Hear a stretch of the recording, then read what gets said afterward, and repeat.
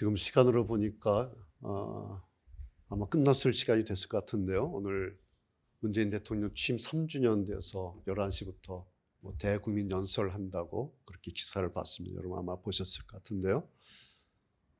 헤드라인이 코로나 이후 코로나 포스트 코로나 이렇게 돼 있는 것을 봤습니다.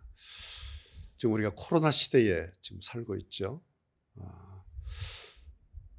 안타까운 것은 좀 좋아진가 했더니 또 이렇게 이태원으로부터 난리가 나서 다시 또 우리가 긴장하고 또 힘들어지고 도대체 이게 언제 끝날지 정말 예측할 수 없는 그런 시대에 우리가 지금 들어섰지 않았나 싶습니다.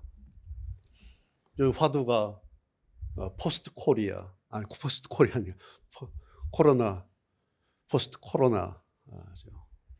코로나 이후 시대에 어떻게 해야 될 것인가. 그래서 많은 전문가 집단에서 이렇게 저렇게 이야기를 많이 한 것을 듣죠, 우리가 지금. 저도 그래서 설교하는 목사로서 포스트 코로나 시대에서의 신앙을 우리가 어떻게 할 것인가. 포스트 코로나 시대의 교회는 어떻게 해야 될 것인가. 좀 요즘에 많이 생각하게 되고 고민 많이 하게 되고 그런 생각을 많이 하는 그런 시간들이 저에게 요즘 계속되고 있습니다. 그래서 오늘은 그 말씀을 좀 드리려고 합니다. 소위 말하는 포스트 코로나 시대, 이 시대 이후에 우리의 신앙을 어떻게 꾸려갈 것인가, 교회를 어떻게 할 것인가에 대해서 오늘 좀 말씀을 좀 드리려고 합니다. 저 나름대로 이제 정리를 해서 여러분에게 드렸는데 여러분 어떠신가 좀 같이 좀 보시죠. 그래서 코로나 이전 시대와 코로나 이후 시대가 어떻게 달라질까? 그것이 또 우리의 신앙에는 어떤 영향이 있고 또 어떻게 우리가 생각을 해야 되고 판단해야 될 것인가? 그 부분을 좀 말씀드리려고 합니다. 제가 여기에 코로나 이전 시대와 코로나 이후 시대를 나누면서 교회의 땡땡땡땡 하는 시대, 그 다음에 코로나 이후 시대는 자기 괄호의 시대. 교회의 네 글자야. 땡땡땡땡 시대. 그리고 코로나 이후 시대를 자기 땡땡 두 글자의 시대. 뭐 같아요? 보실까요? 코로나 이전 시대를 제가 볼 때는 교회에 묻어가던 시대다 이렇게 했어요. 교회에 묻어가던 시대. 그리고 코로나 이후를 자기 선택의 시대다. 포스트 모더니즘이라고 말하지 않습니까? 문화사조, 철학사조를 구분할 때에 붙일 때 포스트 모더니즘이라고 붙이는데 이제 포스트 코로나 이렇게 붙이는 이런 시대가 된 거예요. 그리고 굉장히 지금 중요한 시점에 우리가 지금 이렇게 노출되어 있다. 그렇게 볼 수가 있습니다. 그래서 이 부분을 좀 오늘 같이 좀 생각해보고 정리했으면 좋겠다. 그리고 앞을 좀 예측했으면 좋겠다. 저 나름대로 이제 정리한 건데 여러분 어떠신지 한번 같이 좀 보실까요? 그렇다면 코로나 이전 시대 교회에 묻어가던 시대가 뭔가 그거예요. 나는 어디에 교회 다니고 있어. 그럼 든든한 거예요. 혹은 나는 집사야. 나는 장로야. 목사야. 그럼 그 직분이 나를 든든하게 해주는 거예요. 내가 어려서부터 모태신앙인데 어려서부터 주일학교 출신인데 내가 예수 30년 믿었는데 40년 믿었는데 이러한 것들이 그냥 든든한 거야. 그것을 제가 교회에 묻어가던 시대다 그랬어요. 그래서 이때에 지금도 마찬가지죠. 그래서 교회에 어느 교회가 어떤가를 판가름하는 가장 중요한 기준 가운데 하나가 그 교회 몇 명 다녀요? 등록교인 숫자였어요. 교회 숫자에 따라서 그러기도 하고 그러기도 해요. 그래서 큰 교회 다니고 많은 숫자를 가진 교회 다니면 조금 이렇게 폼이 나고요. 그렇지 않으면 조금 이렇게 그렇지 않은 묻어가는 거예요.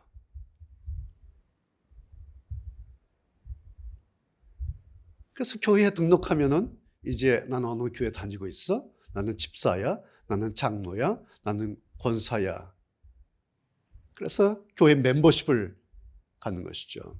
그것이 일종의 자기에게 자긍심을 주기도 하고 브랜드가 되기도 하고 또 열심히 충성하기도 하고 그게 다 좋은 일이죠. 그 신앙생활이고 교회 생활이었어요.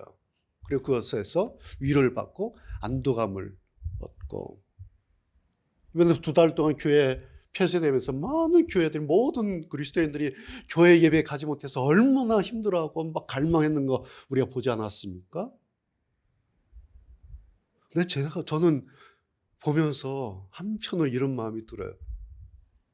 저렇게들 예배를 갈망했었나?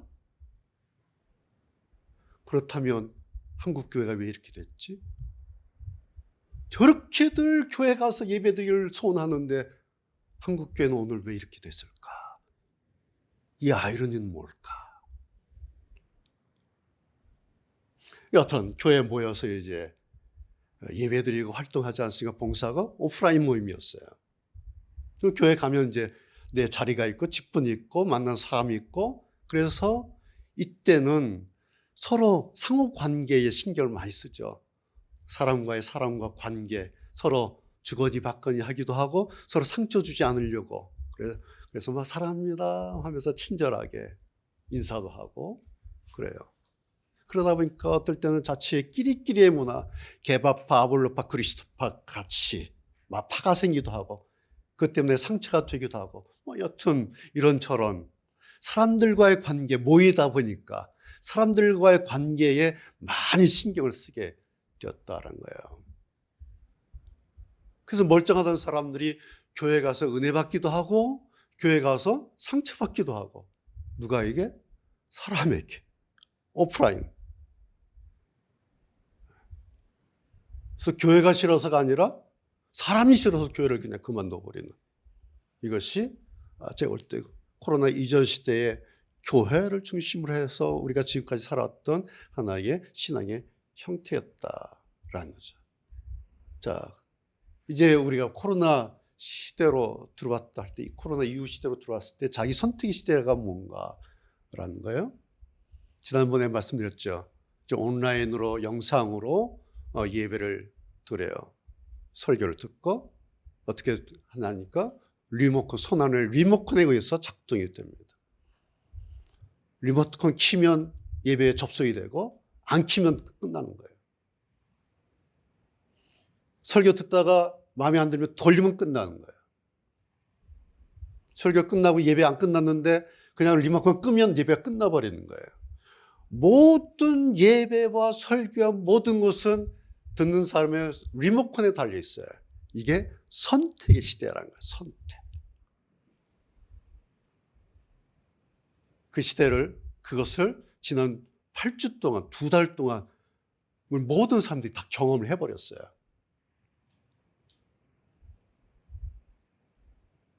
그런데 긍정적으로 보면 다행인 것은 뭐예요? 우리 한국 교회 같은 경우는 설교의 옵션이 많다는 거예요. 채널이 많아요. 좋은 설교들 골라서 유튜브 들어가도 되고 채널 들어가도 되고 너무 많아서 이건 긍정적인 거. 옵션이 많아요. 그런데 그 옵션을 문제는 뭐예요? 선택을 한다는 데 문제가 있어요. 선택의 기준이 뭘까요? 내 마음에 들면이에요. 코로나 이전 시대는 우리 교회니까 가서 예배 드리는 거예요. 내 마음에 안 들어도 목사님 설교 마음에 안 들어도 그냥 20년 다녔던 교회니까 가서 그냥 설교 듣는 거예요. 은혜 못 받아도 그냥 듣는 거예요. 왜? 내가 20년 다녔으니까. 난 집사니까. 이건 선택의 여지가 없었어요. 사람들 그러잖아요. 막 싸우는 교회 사람들 보면 왜 그 교회 다녀? 다른 교회 가면 되지. 안 그래요. 그냥 싸우면서도 그 교회 가서 그냥 앉아 있어요. 목사님 말씀에 은혜 못 받아도 그냥 앉아 있어요. 그 시대였어요. 이젠 달라졌어요. 그냥 털려버리는 거예요. 기준이 뭐예요? 내 마음이에요. 내 마음에 들면 좋다. 안 들면 그냥 끊어요. 그래서 코로나 이전에는 교인 등록교회 숫자가 기준이었는데 이제는 바뀌었어요. 왜? 클릭수. 어느 목사님 설교의 클릭수가 몇 회냐, 어느 교회 영상의 클릭수가 몇 회냐, 이것이 기준이 돼버렸어요. 그 목사님의 평가가 그걸로 돼버린 거예요. 그 교회의 평가. 갑작스럽게 바뀌어버렸어요. 요 한 두어 달 사이에. 정말 이건 급변이에요. 혁명 같은 일들이 지난 3월, 4월 몇 달 안에 교회 안에서 혁명 같은 일이 일어나 버렸어요. 이것이 코로나예요.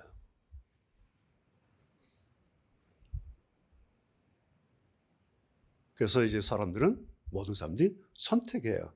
강요받지 않아요. 자유예요. 자기 마음대로 선택해요. 네, 한 가지는 선택한 것에 대해서 결과물이 따라요. 그 책임이라는 거예요. 그 책임은 자기 책임이 되어버렸어요, 이제. 내가 내 믿음이 좋아지는가, 안 좋아지는가.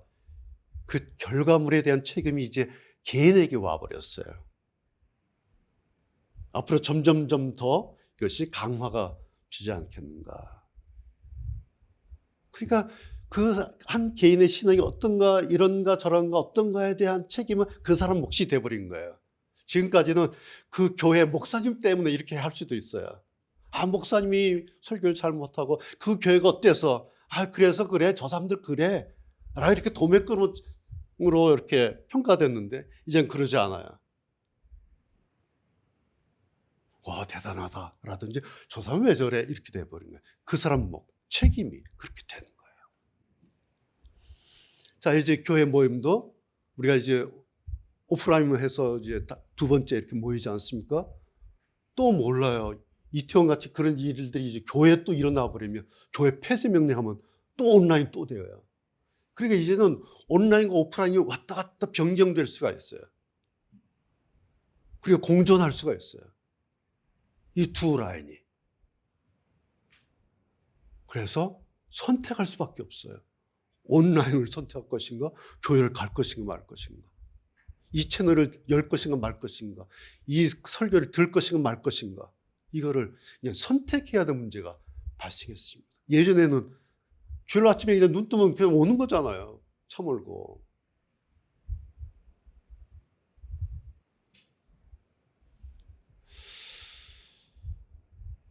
나름대로 이렇게 코로나 이전 시대와 코로나 이후 시대를 제가 정리하고 분류를 하면서 이제 정말 우리 기독교 신앙의 어떤 양상, 신앙의 어떤 정도, 이게 정말 이제 변화가 이제 더 커지겠구나. 다른 거 아니에요? 하나님 중심으로의 신앙의 모습인가?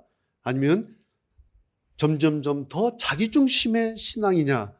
라는 질문에 대해서 이제 답을 해야 될 그런 환경에 왔다라는 거죠. 왜냐니까 선택이라는 것 때문에, 자기 선택이라고 하는 것 때문에.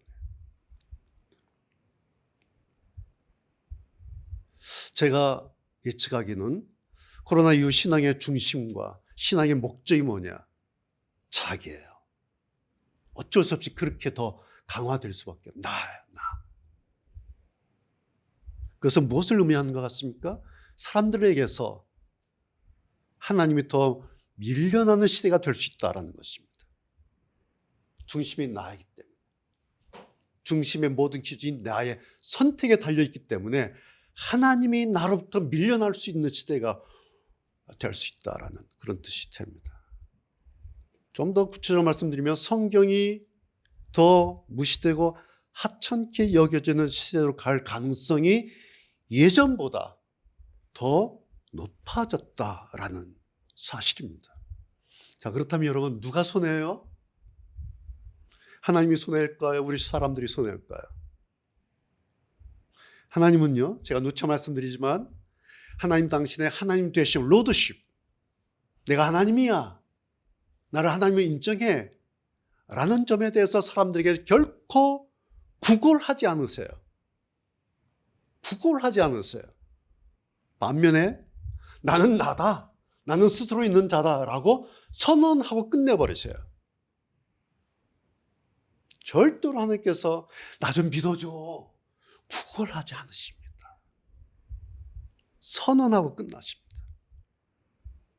요한복음 1장 11절 여러분 기억하시죠? 예수님께서 자기 땅에 오셨어요. 자기 백성이 영접지 않았어요. 12절. 그런데 영접하는 자, 예수님을 영접하는 자, 곧 그 이름을 믿는 자들에게는 하나님의 자녀가 되는 권세를 주셨다 그랬어요.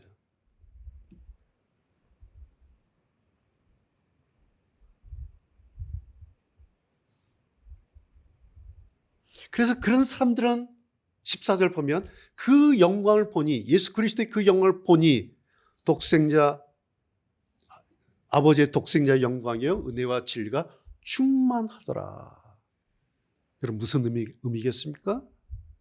주님의 영광이라고 하는 것은, 주님의 은혜라고 하는 것은 보는 자만이 보고 하나님의 자녀가 되는 권세는 받는 자만이 받는다라는 그런 말씀입니다. 다시 말씀드리면 하나님에게는 전혀 손해날 일이 없다라는 뜻입니다. 그래서 예수님께서 말씀을 다 마치시고 났으면 매번 하신 말씀은 뭐예요? 들을 귀 있는 자는 들을지어다 그러신 겁니다.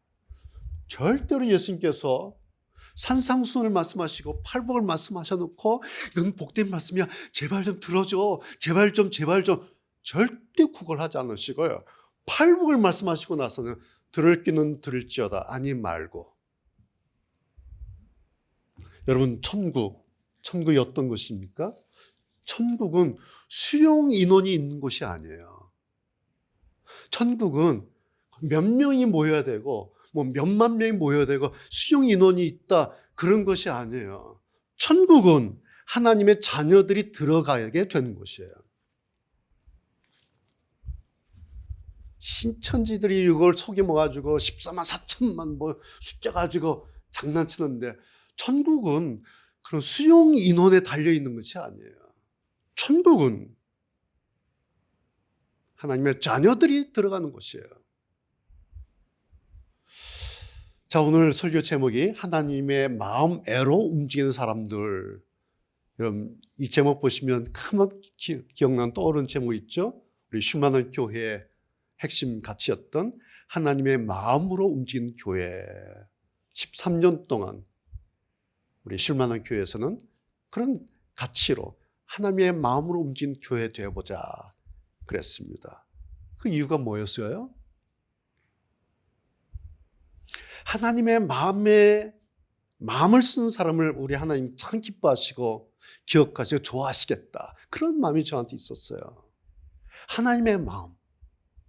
그 하나님의 마음이 뭘까에 대해서 신경 쓰고 관심 가지고 참 이렇게 좀 알아보려고 하는 그 사람을 하나님이 참 귀엽게 보시겠다. 그런 마음이 저한테 컸어요. 그래서 이거 가지고 한번 목회해보자. 지난 13년을 그렇게 했습니다. 그러면서 교회의 모든 것을 시작과 중간 과정과 결말 모두를 하나님의 주대심, 하나님의 그 로드십 그런 관점에서 접근하자. 그래서 가져온 말씀이 로마서 11장 31절 오늘 읽었던 그 말씀이죠. 주로부터 from him, 주로 말미암고 through him, 주에게로 to him.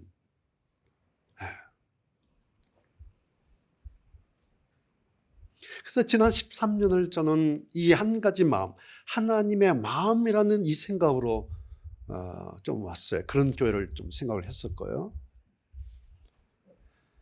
그러다가 이제 코로나를 우리가 지금 만나게 됐어요. 이제는 교회가 아니에요. 이제는 선택의 시대가 되어버렸어요. 그리고 그런 사람들의 시대, 선택하는 사람들의 시대가 되어버렸어요. 다시 말씀드리면 이제는 더 이상 교회에 묻어갈 수 없는 시대가 됐다라는 겁니다. 그 시대는 끝났어요. 교회에 묻어가는 시대는 이미 이제 의미가 없어져 버렸어요. 자기 스스로 개인으로서 이제 어떻게 할 것인가? 이게 남은 주제예요. 나는 어떻게 할 것인가? 이걸 물어야 하는 시대에 이제 들어섰습니다. 그래서 여러분 선택해야 되는 문제가 이제 우리의 관건이에요. 나는 뭘 선택해야 될 것인가? 오늘 여러분 설교 제목 이렇게 보시면요, 제가 설교 제목 한 글자라도 허툴리 하잖아요. 굉장히 설교 제목 신경 많이 쓰는데 거기 보시면 눈에 띄는 게 뭐예요? 하나님의 마음으로 움직이는 사람들이에요. 들, 복수. 오늘 설교 제목 가운데 가장 중요한 게 들, 요 한 글자예요. 지난번 교회 그렇게 했잖아요.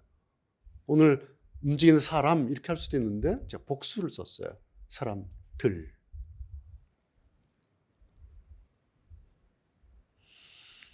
사람이 아니라 하나님의 마음으로 움직이는 그 사람이 아니라 사람들이라고 하는 것은 무슨 뜻이겠어요? 그런 사람들에게 내가 속할 것인가 아닐 것인가, 그런 뜻이에요. 하나님의 마음으로 움직이는 사람들, 거기에 내가 들 것인가 아니면 그냥 말 것인가, 이것을 이제 선택해야 하는 그런 시점에 우리가 지금 출발점에 서 있습니다.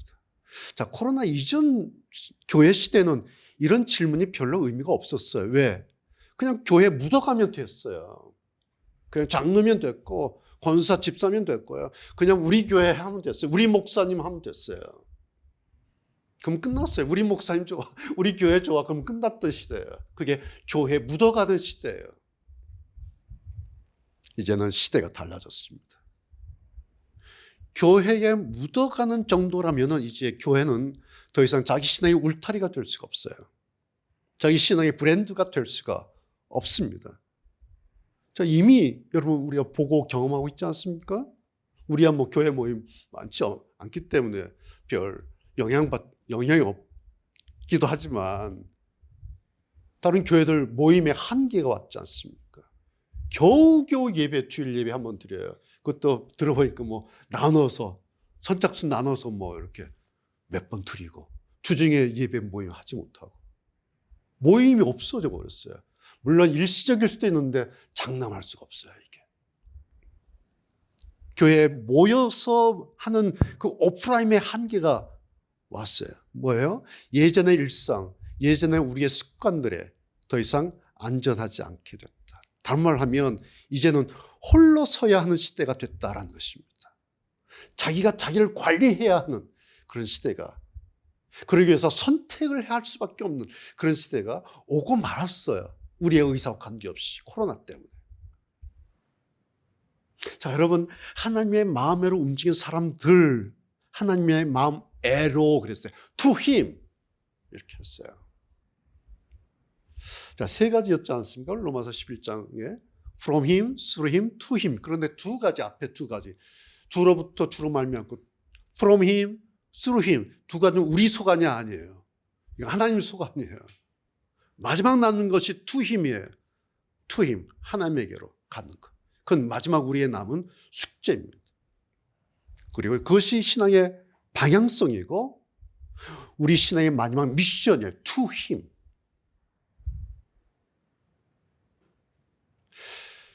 자, 종종 이런 말씀 드리지 않습니까? 우리 자녀들이 나이 든 엄마 아빠 걱정하고 마음을 쓰면 그 부모는 어때요? 그렇게 마음 써진 자식을 달리 생각하지 않습니까? 그리고 몰래 마음에 이렇게 접어요. 내 아들이 내 딸이 컸구나.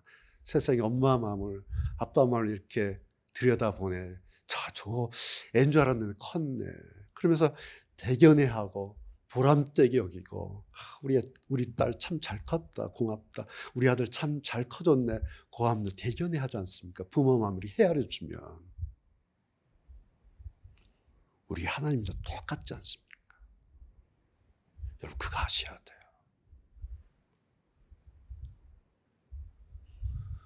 우리가 하나님 마음을 헤아려 드리면요, 우리가 하나님 마음 어떠실까?